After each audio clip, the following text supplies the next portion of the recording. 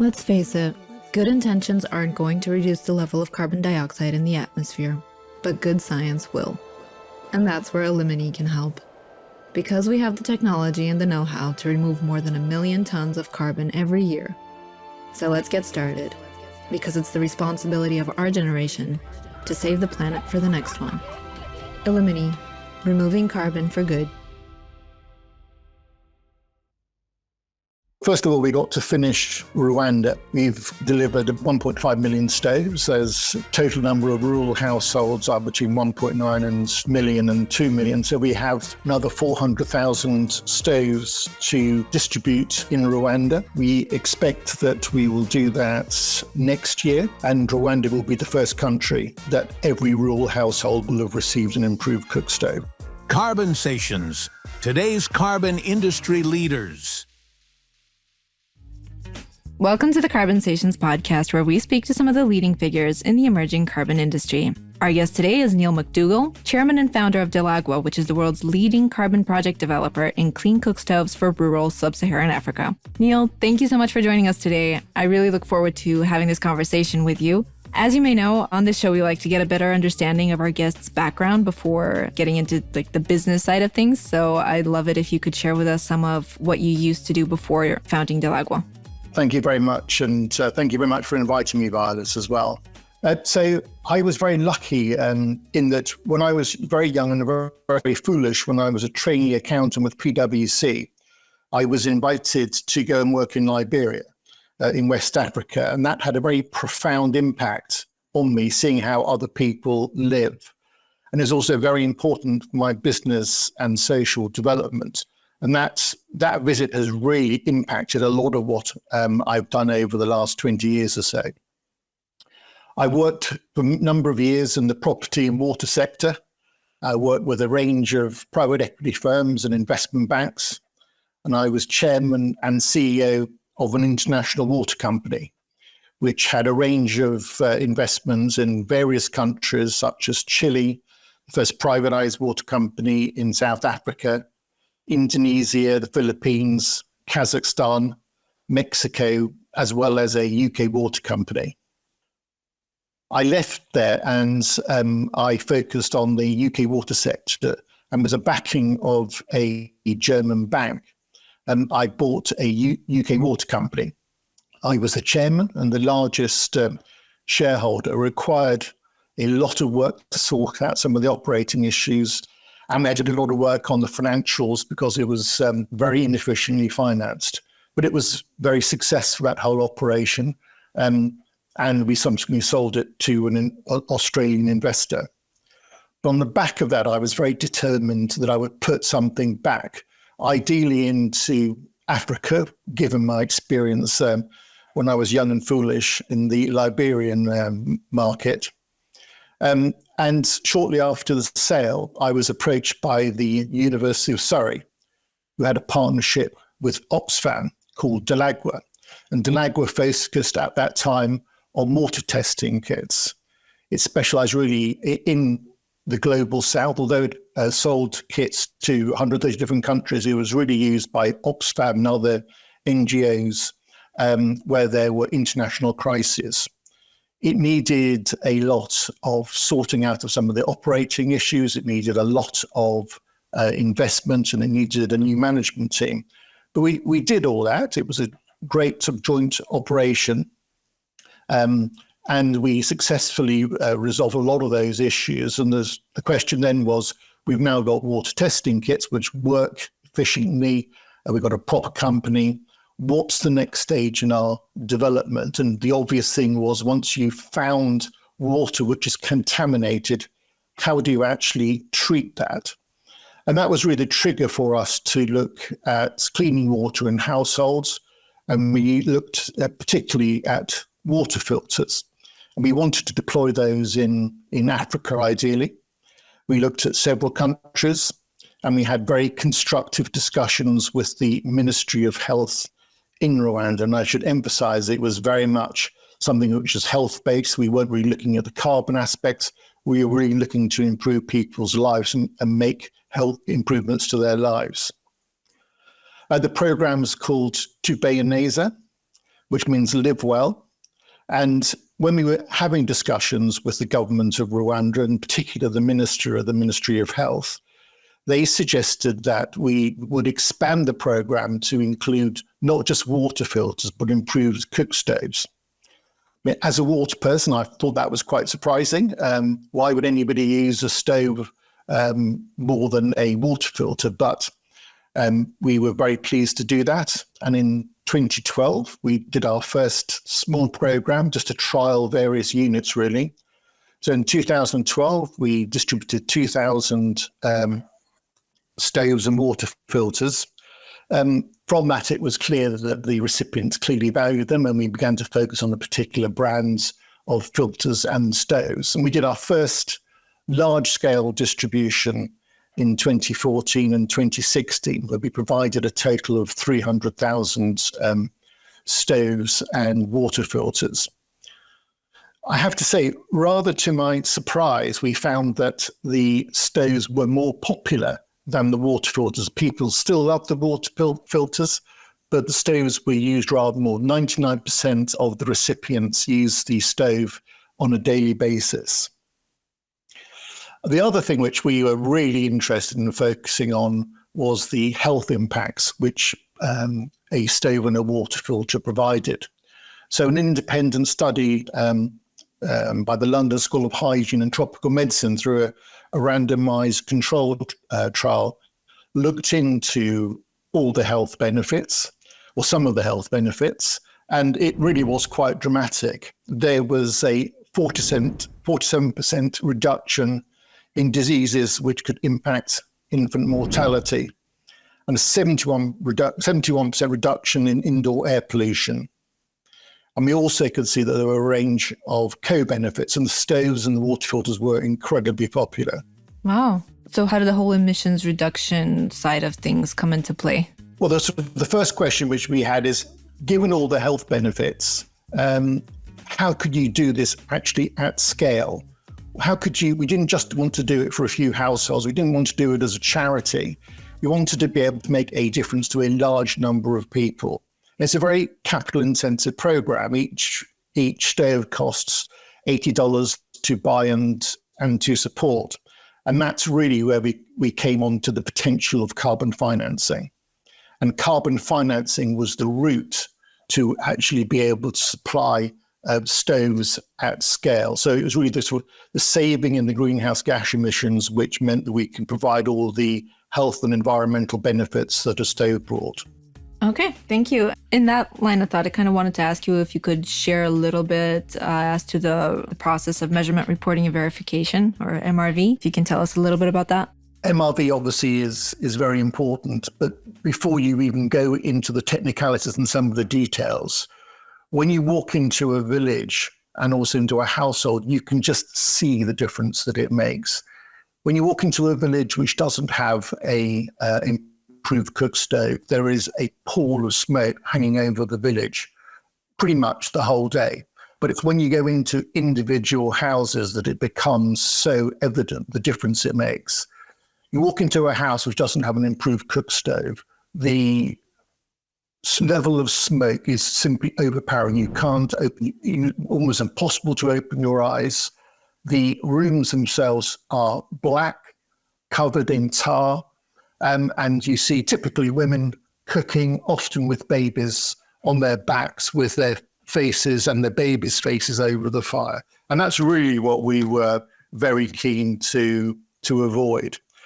And by using one of the improved cook stoves, the reduction in emissions was 73%, according to our studies, which equates to roughly 4 tons reduction in greenhouse gas emissions.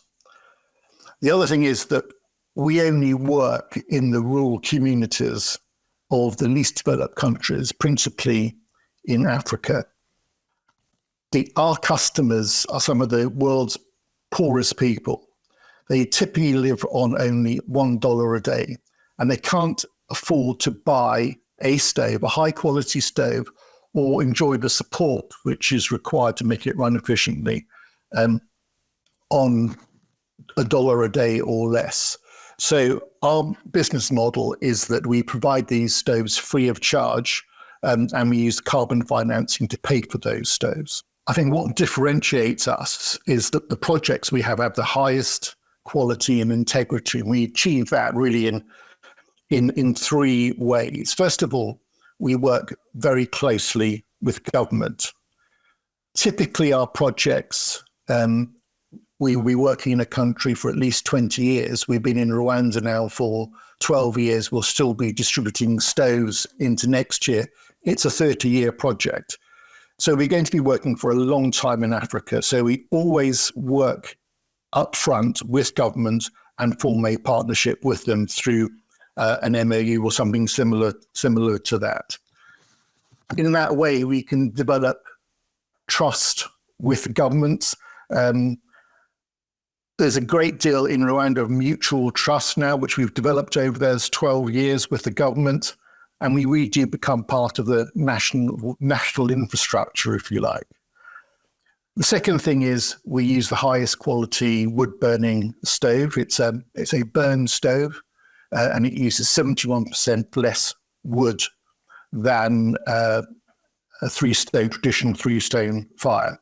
But probably one of the most important things is the provision of ongoing education and support. Every household who receives one of our stoves gets a visit almost straight after the distribution, and one of our community health workers shows them how to use it, puts data into our database via a smartphone. We ask 120 different questions, so we build up a lot of understanding on how these stoves are operated, any issues with them. We can ensure that if they have any problems with some of the breakage or something of that nature, we can resolve that.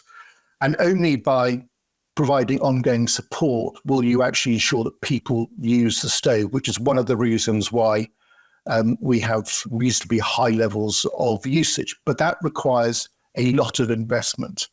We invest twice as much in ongoing education and support as buying a top quality stove. It also means that we employ large numbers of people. For example, in Rwanda, we employ 7,000 people currently. By next year, we'll be up to about 9,000. And in the other countries where we work, which we are much new into, we employ about 250 people in each of those, being Sierra Leone and the Gambia. And just to give you a feel for the scale of our project, to date, we've provided 1.5 million stoves in Rwanda and 100,000 in the Gambia and also Sierra Leone. Wow. And may I ask what the lifespan of these stoves is? That's a good question. Yes, the lifespan is 10 years. They become a little less efficient with age, but each stove lasts for 10 years. When we first started, the stoves had a predicted useful life of 5 years, though we actually found that this was a different manufacturer.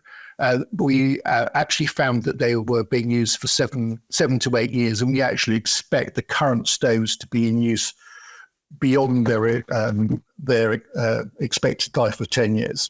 Excellent. This also brings me to my next question, which is your recent partnership with carbon insurance company Oka. What can you tell us about this partnership? Well, it's a very interesting and it's a very important one for the development of the carbon market. As you're probably aware, carbon credits from the voluntary carbon market can be authorized by governments under Article 6 of the Paris Agreement to be used in international carbon markets. The interesting thing is that in all countries in which we operate, we have this authorization from the host government, and it's called a letter of authorization or an LOA. So a requirement of this authorization is that the host country must make a corresponding adjustment in its carbon accounting to avoid possible double claiming of the carbon credit. So this hugely improves the integrity of our carbon credits. And the corresponding adjustment must be made for the VCM credit to be eligible to be used in the compliance market. One of the important ones, as you're probably aware, is the Corsia. It's the Corsia airline market.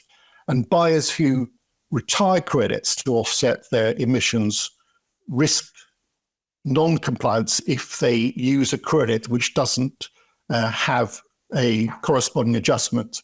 So in order to build confidence around this whole process and de-risk the delivery of corresponding adjustments, we've partnered with the carbon insurance company called OCA, and it's the world's first insurance solution, which we call Corresponding Adjustment Protect. And this protects the host country if the host country revokes a LOA for any reason, or the host country fails to make the corresponding adjustment in its reporting to the UNFCCC.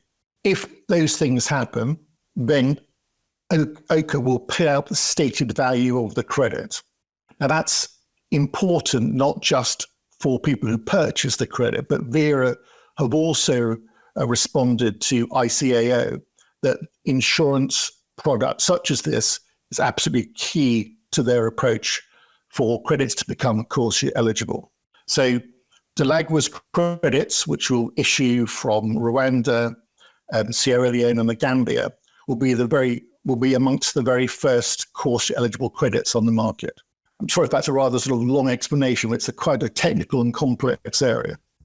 No, it's certainly an interesting one because I've had carbon insurance providers on the podcast before, and we've kind of talked at length as to what these products are for and who they're designed for. So it was very interesting to me how this ties into Cookstoves as well, specifically. So thank you for the lengthy and technical explanations. They're very much welcome. And it's certainly encouraging to see carbon insurance providers stepping into this field. Personally, I take it as a positive sign for the market, but what's your view on how carbon markets are likely to be developing in Africa in the years ahead? I mean, that's I think a really interesting question. We are seeing a number of fairly fundamental changes in the market. There's definitely a move away from the pure voluntary side. We are seeing demand for large multi-year offtakes, particularly for CORSIA eligible credits. Of course, Vera is not yet authorized yet, but we would hope that towards the end of this year that they will be. But we're already seeing demand from airlines to access the right form of credits. So that's definitely a very interesting move, which has really only happened in the last 6 months or thereabouts. We're also seeing a lot of interest from large corporates and financial institutions to fund high quality projects. And it's really important, the high quality aspect of this, particularly where they think that there's going to be a corresponding adjustment and is going to be eligible under Article 6. Again, to reconfirm the importance of an LOA and a corresponding adjustment, we're also finding interest from corporates who recognize that a CA tag gives a lot of credibility to projects, particularly with regards to integrity around double counting. Yeah, we're definitely seeing that conversion. People are, I think they are definitely sort of convert with the collapse of CDM and so on as well. No, I just wanted to kind of ask you of whether, because most of the talk surrounding carbon markets lately sooner or later boils down to the need of a convergence of voluntary and compliance markets. So I was kind of interested in seeing your take on that matter as far as Africa is concerned.